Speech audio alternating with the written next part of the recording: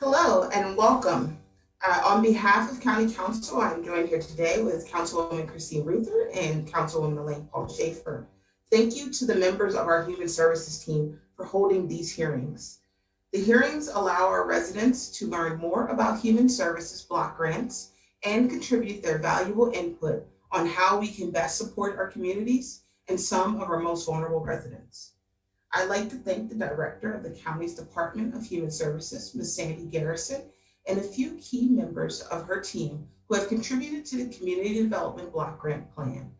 Janet Dreidlin, Donna Holliday, Susan Prue, Dana Ratchko, and Jessica Fink. It is through your hard work and dedication that these grants are available to help some of our most vulnerable residents. Some of you may not know what Human Services Block Grants are, so I will briefly give you some background. The Human Services Block Grant was initiated in 2012 through Act 80 and allowed 20 counties, including Delaware County, to enter the pilot program. Funding for some human services programs, such as mental health, intellectual and developmental disabilities, drug and alcohol, adult services, and children and youth services were combined, which permitted counties to allot the funds based on the service needs. Unused monies, currently up to 5% of the overall allocation, can be maintained by the county if not expended during the fiscal year and used for future needs outlined in a retained earnings plan.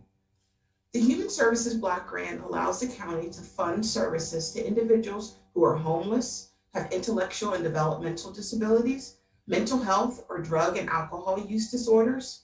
Block grant dollars are also utilized for individuals who may not have funding from any other source, such as medical assistance.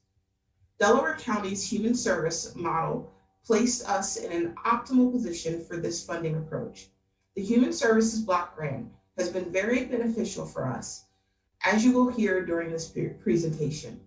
This public meeting will also allow us to receive feedback from stakeholders regarding service needs and services provided by the county.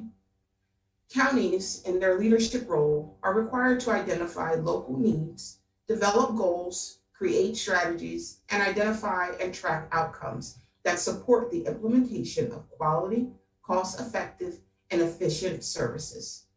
Counties are also responsible to complete the planning process and submit the required plan, which describes how services are delivered in the areas of mental health, intellectual disabilities, homelessness assistance, substance use disorder, and other human services.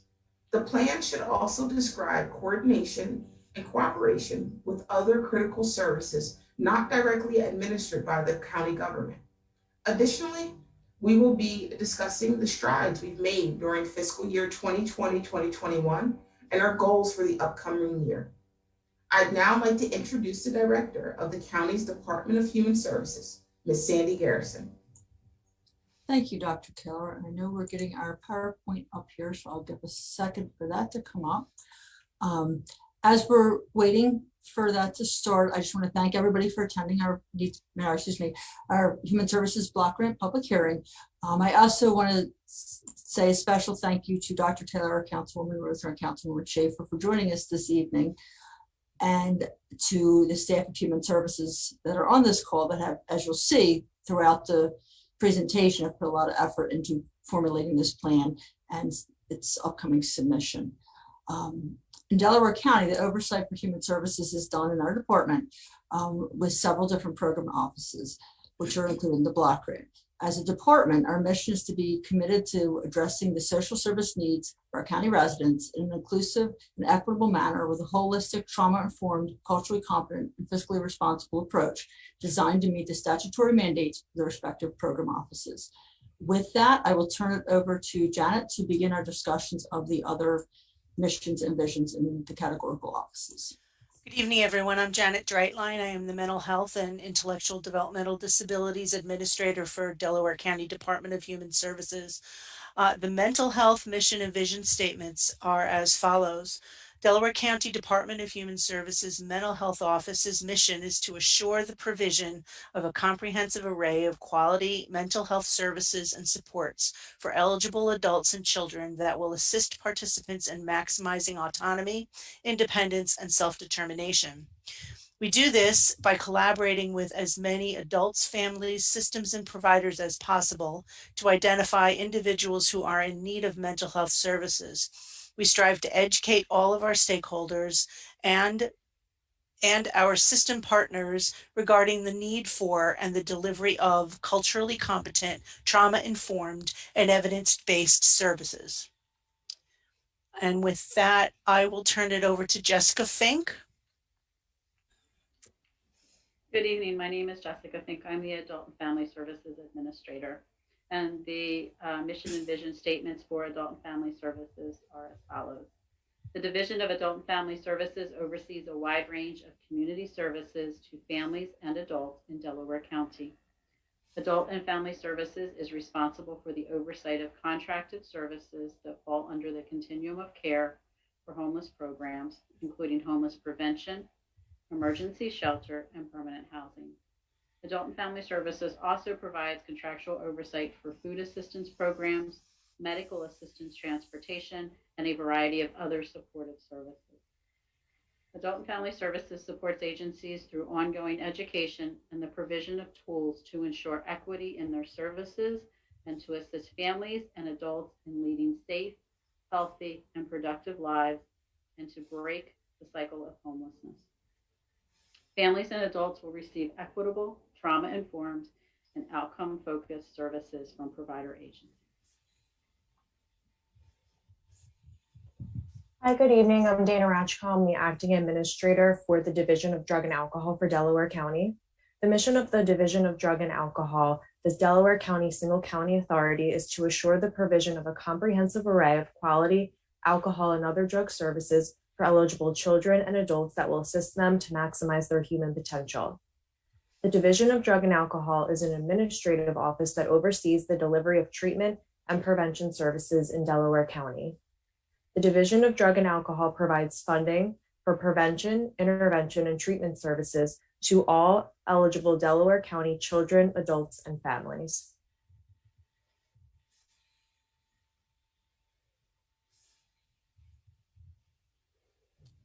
Hello, my name is Susan Prue. I'm the Deputy Administrator for the Office of Intellectual and Developmental Disabilities here in Delaware County.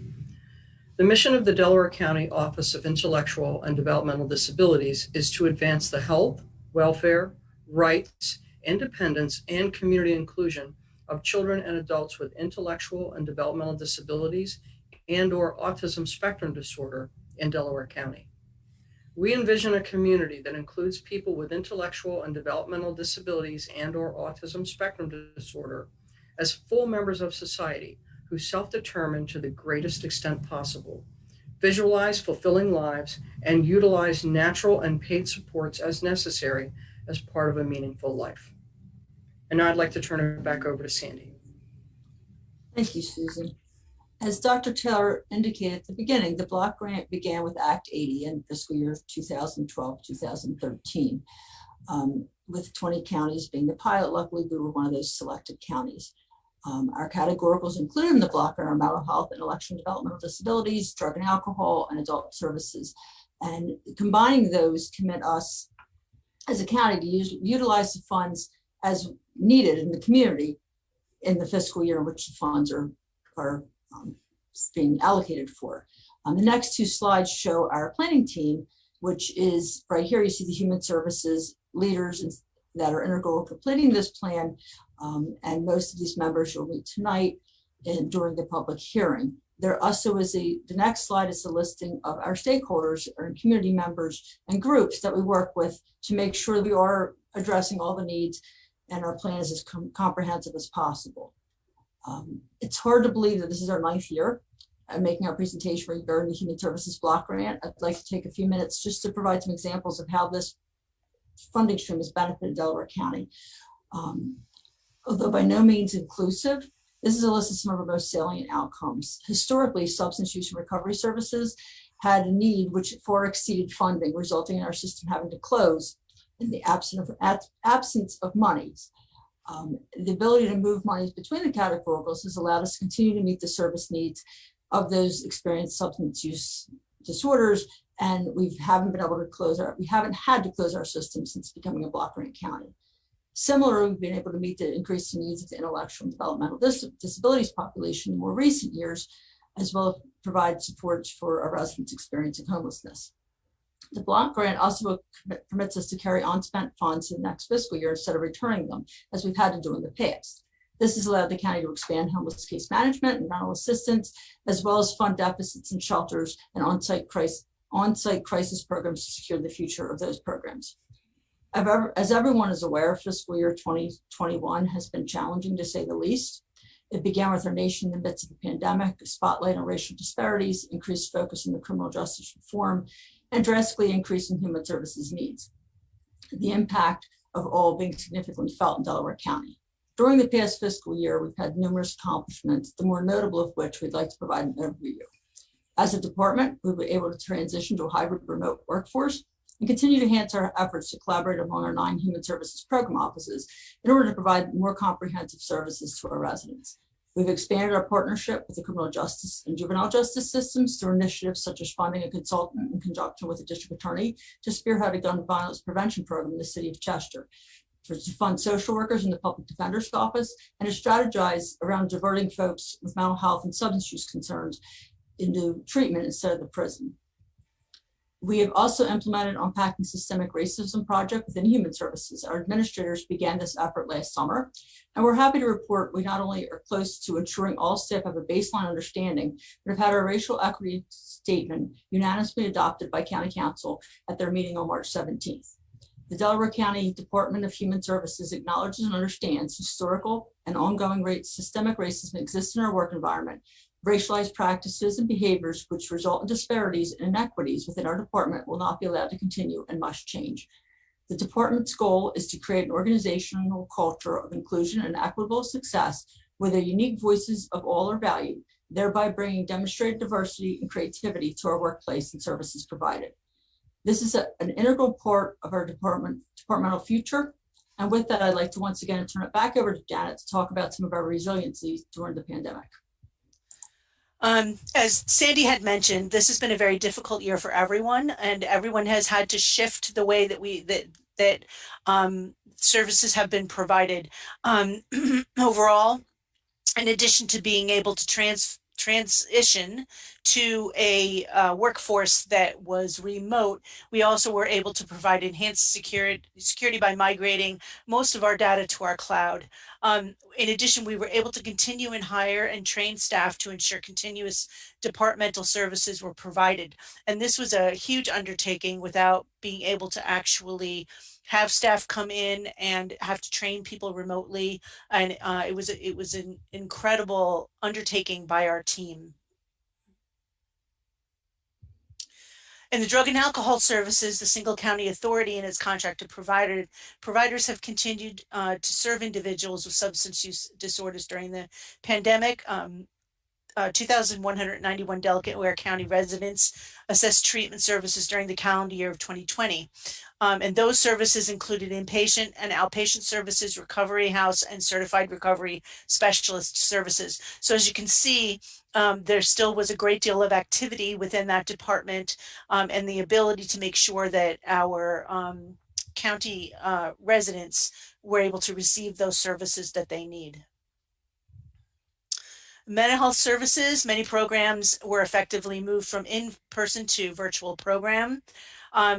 The department implemented an informal biweekly check-in meeting via Zooms and Teams to allow providers to share ideas, concerns, and raise questions, come together in how each agency is able to continue to operate during the pandemic. The providers were able to reach out to each other. We were able to provide a platform for providers to work with each other to get people served and to make sure that the remote services were robust. And in addition, within, in line of the mental health services, there was a great deal of recognition of the stress and isolation that was happening during this unprecedented time that none of us have ever seen before. And the staff, when the staff converted to working remotely, the mental health division implemented some initiatives to stay connected with people and ensure that staff morale kept as high as possible. And we are continuing these activities. We have a virtual birthday wish that goes out via email, personal achievements of recognitions, peer support recognition, virtual events. That was the first year that we were able to do that. And we also have get to know staff questionnaires to help people learn a little bit more about their coworkers, especially since we're not seeing each other on a regular basis. In the Intellectual and Developmental Disability Services program, they were able to meet frequently with providers to ensure proper safety protocols were in effect. Able to continue, stay connected with individuals and families weekly to ensure safety and assess needs. This was really important.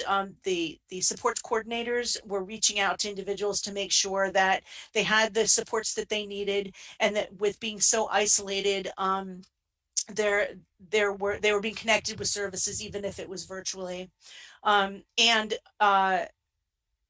We worked with the providers and families to ensure that individuals and families had staff and staff had access to the vaccine in a timely manner.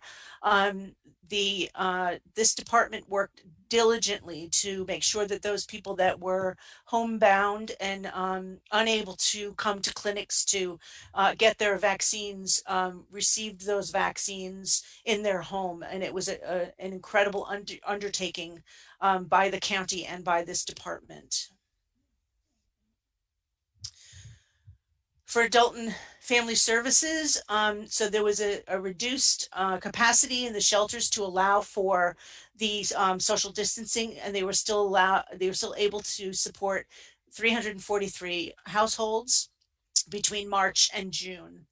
The shelters also remained open during the COVID-19 pandemic at a 50% capacity. Despite the pandemic, the outreach team conducted the point-of-time count required by the Housing and Urban Development, which included a brief set of questions. The point in time, for those of you that don't know, once a year, the Adult and Family Services is required to go out and count individuals that are unsheltered. And that count and that information then determines the funding for homeless services for the coming year. So they were able to continue that to make sure that the funding was still coming in. The outreach team continued to engage street homeless persons and transport people to the shelters. Adult and Family Services staff participated in outreach activities to offer services to the homeless population at the airport. And also, there was a concept for food drives developed that continued from May of 2020 through May of 2021.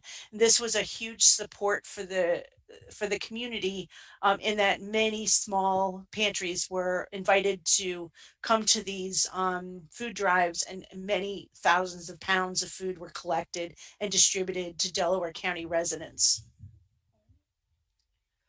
And with that, I will ask Dana to take over.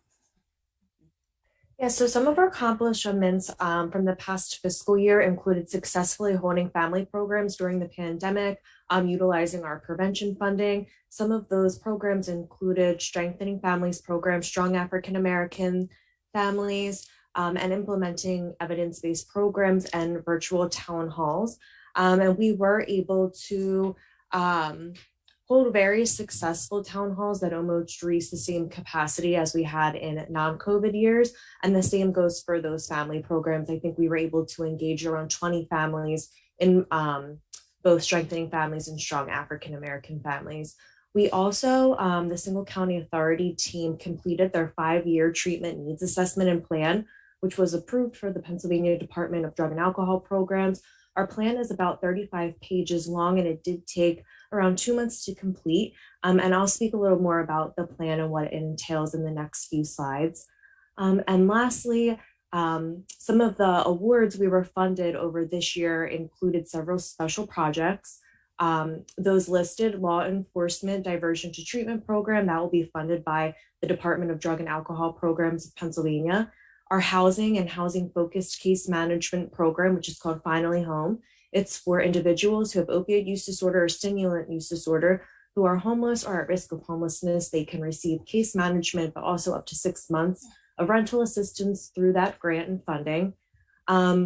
We are starting a site-based medication assisted treatment expansion and recovery support services program at George W. Hill Correctional Facility, where inmates will now be eligible to receive buprenorphine through funding from the Department of Justice Bureau of Justice Assistance. We received funding through Vital Strategies to hold 3 Narcan distribution events. They will be held through the summer, and one will be held in September. And then our prevention initiatives will just continue as they are, in trying to reach and engage as many families and youths as we can.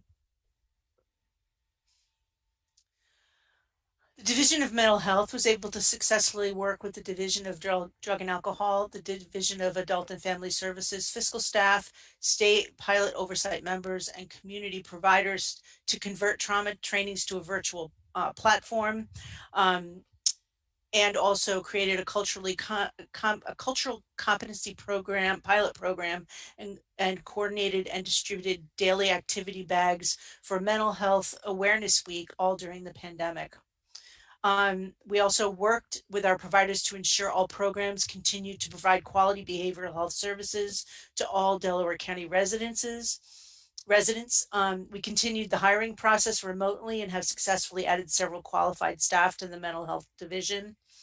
And we implemented telehealth treatment and recovery services, facilitated innovative ways of continuing support provided by natural support resources, and developed the development of an innovative on-site programming provided by contracted residential agencies.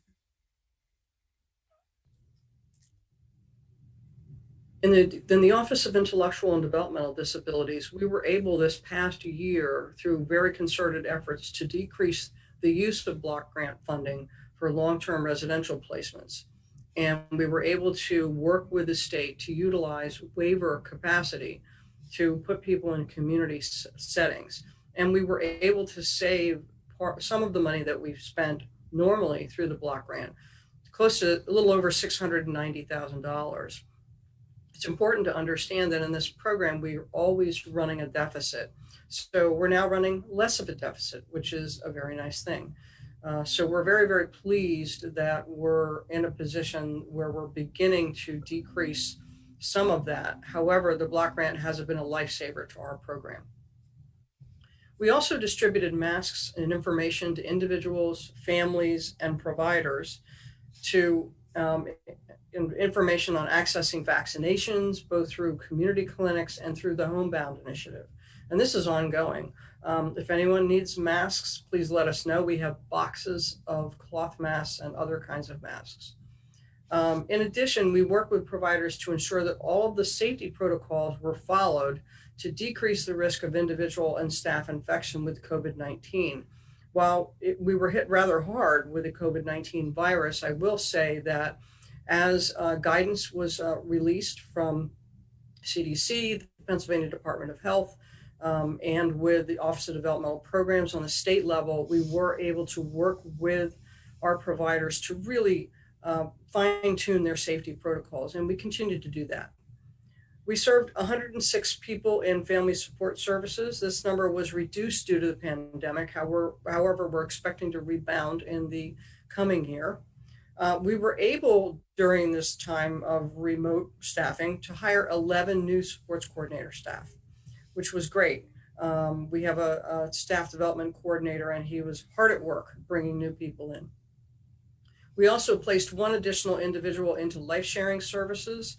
Life sharing is when someone goes to live with a family that's contracted with an agency, they're trained.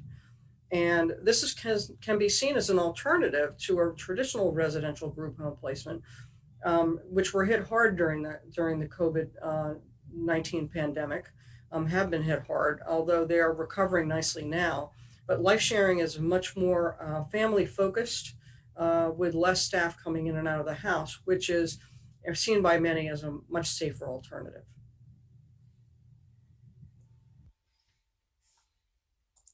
Thank you, Susan. Now that we've talked about where we've been, we'd like to talk a little bit about where we envision fiscal year 21-22 going. For human services as a whole, we plan on partnering with our developing health department, as health, in our opinion, is more than just physical well-being. We're also committed to continuing our work around equity and inclusion within all of human services through the Unpacking Systemic Racism Project. We'd like to increase community awareness of all of our services. Unfortunately, we've found that unless you need us, you may not know what we have to offer. We're also going to continue our efforts with the criminal and juvenile justice system to make sure that we're partnering our services to best meet the needs of the county and making our best effort to direct persons struggling with the disease of mental illness and or addiction to treatment instead of incarceration. Finally, we're going to focus our efforts on retaining our well-qualified staff for the continuity of services. I would like to turn it over to Janet once more, who will begin the discussion of our goals and initiatives for each of our categoricals.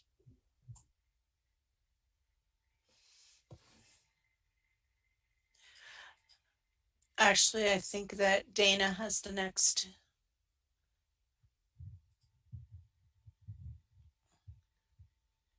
Gail, can you advance the slide?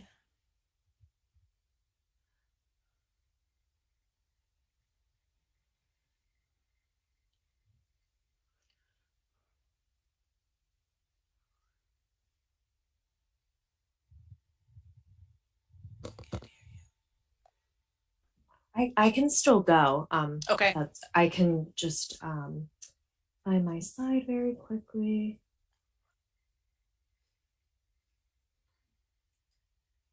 So for drug and alcohol, our upcoming initiatives do include just continuing our prevention initiatives, meeting families, youth, and community members where they are by being creative and adapting to both virtual and in-person presentations and evidence-based programming.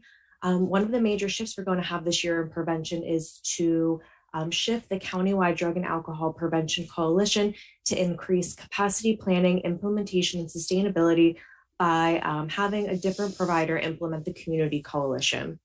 We're also going to work towards our year one goals in our treatment needs assessment and plan. We'll work towards our goals outlined in the approved plan that address issues and barriers in our county as it relates to substance use disorders. We have planned strategies with measurable objectives that will address our 5 priorities. And those 5 priorities include lack of transportation to treatment and recovery resources, language barriers and lack of interpreter services, warm handoff issues, lack of available social and recreational activities for those with past or current substance use disorder, and workforce issues for those with past substance use disorder. We are also planning new initiatives and events and programming throughout the year, which again includes Narcan distribution events, information sharing with hotels and motels on substance use disorder and other high-risk areas in the county.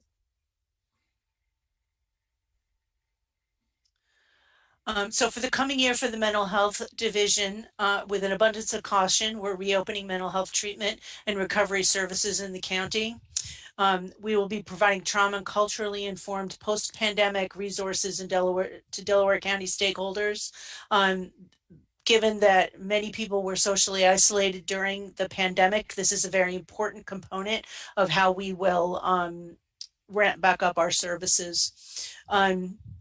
And we will also be initiating quality planning, quality assurance, quality control, and improvement to achieve new program development and changes to improve the continuum of mental health services in the county.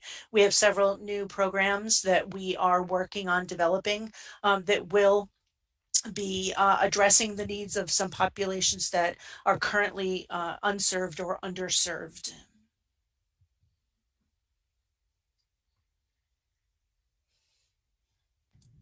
In the Office of Developmental and Intellectual and Developmental Disabilities, we'd like to provide a minimum of 4 direct trainings to and resources to families to reduce their risk, improve their health, promote vaccines, understand service options, and improve their understanding of the necessary paperwork processes.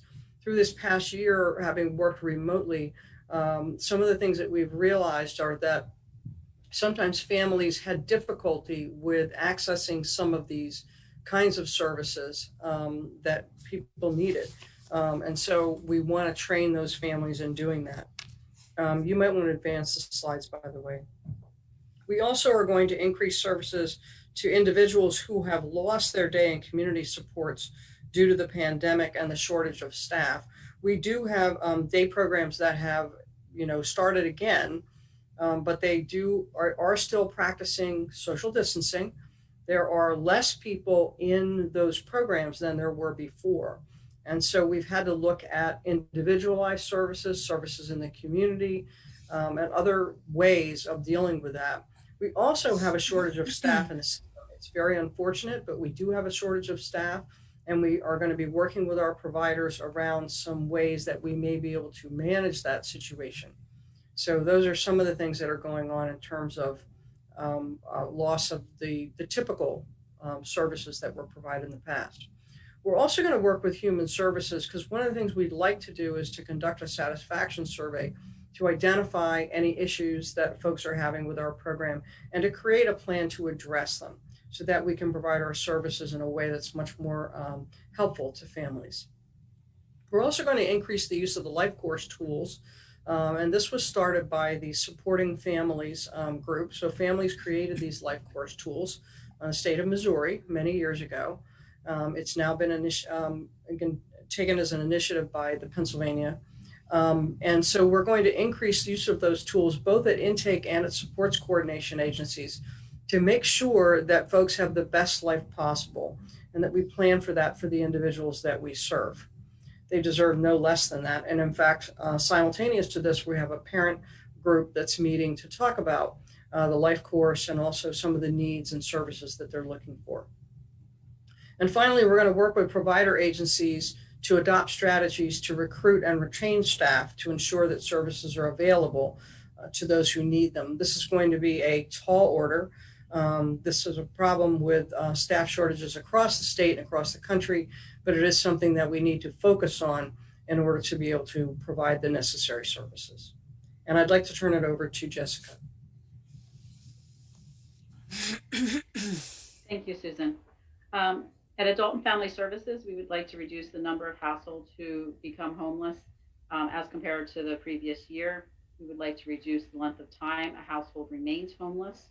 And we would like to transition more households from emergency shelter or rapid rehousing into permanent housing whenever possible. Thank you, Jessica. From a financial standpoint, our fiscal year 21-22 budget is slightly over $46 million. So these services are completed with $46 million in state and federal monies, and there's an approximate 2% county contribution to these costs.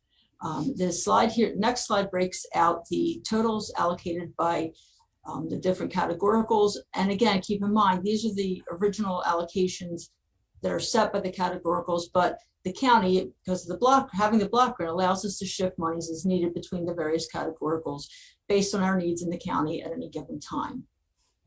Finally, our commitment, that's our mission statement. I'm not going to reread it to you, but I wanted to show it one more time before closing. If there's any questions or comments, you can email them to the email listed below on your screen. I believe at this point we do have one public comment, and that comes from Laura Anderson. She says, my name is Laura Anderson, and I've lived in Upper Darby Township, Delaware County my whole life. Having grown up here, it saddens me to see how certain areas have changed and deteriorated. 69th Street is one of those areas. Once a destination for shopping, eating, and entertainment, 69th Street and the SEPTA terminal, as well as the surrounding neighborhood, have become places to avoid. A major downfall of the area is the increase of homelessness and addiction, which riddles the area. I don't know how many people who haven't had the tragedy of addiction touch their lives, whether it be themselves or a loved one. This horrible disease has become all too common throughout Delaware County. My family knows firsthand how addiction can affect more than just the addict. We have felt the stress and sadness of having someone you love living on the streets. Luckily, we have We also know the joy of recovery and the pride of watching that person beat their addiction. The fact is, our township and county are not doing enough to help this specific group of people. Recovery houses, shelters, and rehabs are not easily accessible to those looking for a way out. I volunteer with Upper Darby Recovery Without Barriers. Once a week, we bring clothes, toiletries, and food down to the 69th Street and feed the homeless and addicted. But it's more than that. We hear them. We hear their needs, their stories. We hear their desperation and silent cries for help. More often than not, when one of them comes to us for help, we're unable to find a placement for them, and that is unacceptable. I cannot think of a better way for the county to invest this block grant than to put the money towards helping those who feel most helpless in our community. If my word is not enough, we invite you to join us at one of our weekly outreaches at the 69th Street and see for yourselves how homelessness and addiction are affecting the community. Before turning it over to Jessica Fink and Dana Ratchko on my team, I want to start by thanking you, Ms. Anderson. I think grassroots and community organizations are key in dealing with either addiction or homelessness or any of the human services issues that we've discussed tonight. I think we do our best efforts, but the more the community involved, the better it is for everybody. I know we have a couple initiatives we're starting. With that, I will turn it over to Dana Ratchko, who heads our Drug and Alcohol Office, and Jessica Fink, who heads our Adult and Family Services Office.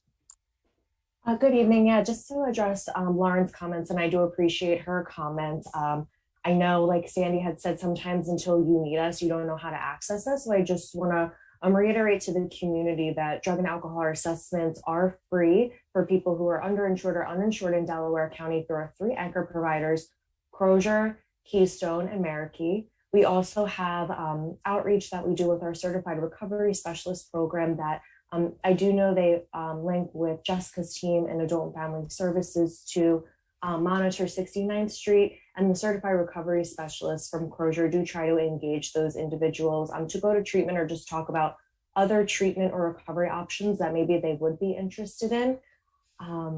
We have a new initiative coming down the line where we're going to be distributing Narcan at several different locations. One of our main points of distribution is going to be the 69th Street terminal. That Narcan distribution will take place Tuesday, August 24th from 3:30 to 7:30 p.m., where we'll also be disseminating treatment and prevention resources and information to the individuals who inquire. We are going to contract with a few new providers that are located on the western end of the county, more so towards 69th Street, towards Upper Darby, which there has been a lack before, but I'm happy to report that new ones are popping up in our county that are eligible to contract with.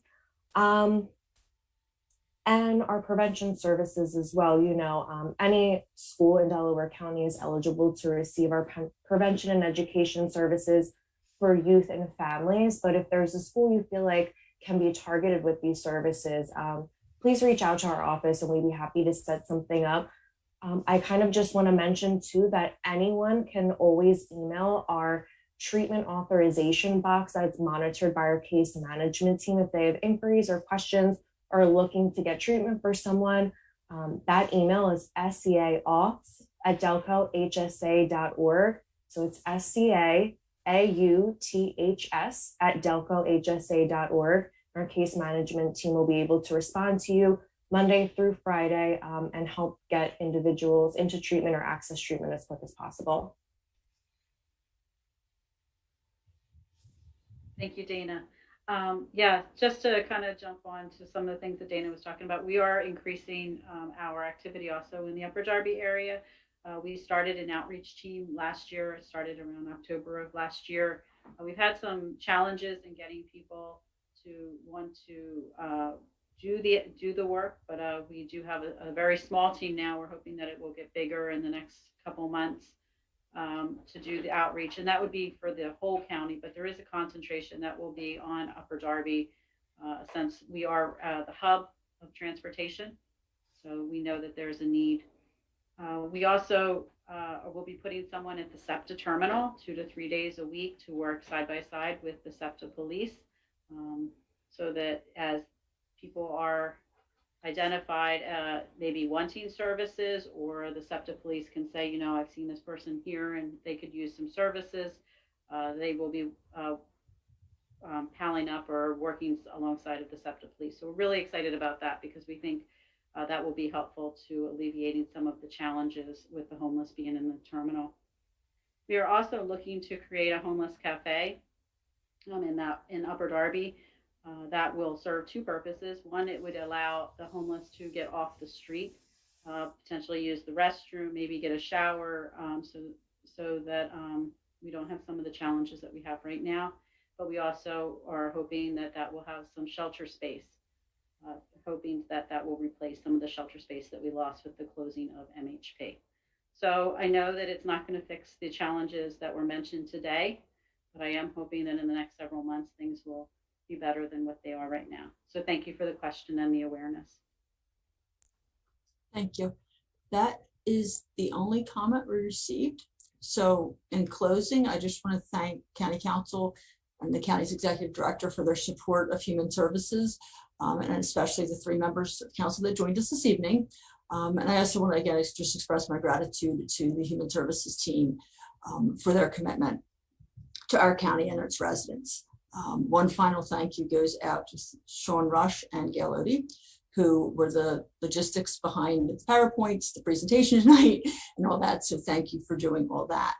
I will now turn it over to our councilwoman for any final closing remarks. I think that's me, right?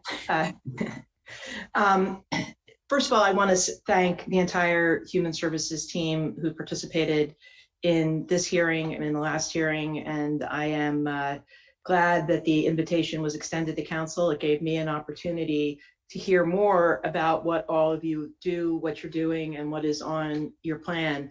I don't think many people realize that Human Services accounts for close to 50% of the total budgetary expenditures for Delaware County. Much of that money comes from state and federal sources, apart from the small match that we have to make. But it is really one of the critical investments that we make in our residents. And I know I was amazed when I think Councilwoman Schaefer, who's on the call today, noted at one point that really 1 in 5 county residents during the course of the year may come into contact with our Human Services Department. And that doesn't include the people who have private pay resources, who may come into contact with services outside of Delaware County, but could in fact be eligible for Delaware County services if, you know, their coverage is exhausted, or if they have a particular diagnosis, if it involves a child, for example. And it's incredible that this hugely necessary part of the county government, you know, 50% of the county government, people don't really know what you do or how important you are. And I am grateful for the opportunity to learn. I hope that other people will join us. I've certainly been an evangelist for sitting in on these block grant hearings, but I also want to thank you not just for, you know, introducing yourselves and your work, but for the work that you're doing together and the way that you've embraced as a team working with other parts of the county, because that allows other parts of the county to leverage those state and federal resources to connect people who might not otherwise have been connected with what you do, and to really allow all of us to better serve our residents. And so thank you for your presentation tonight. Thank you for the work that you're doing, and thank you for your continued willingness to, I think, break down a lot of historical walls that have been there, not because anybody had any reason to put them there, but because nobody took the initiative to break them down. And you're doing that, and you're making your presence felt, and I appreciate that. So thank you.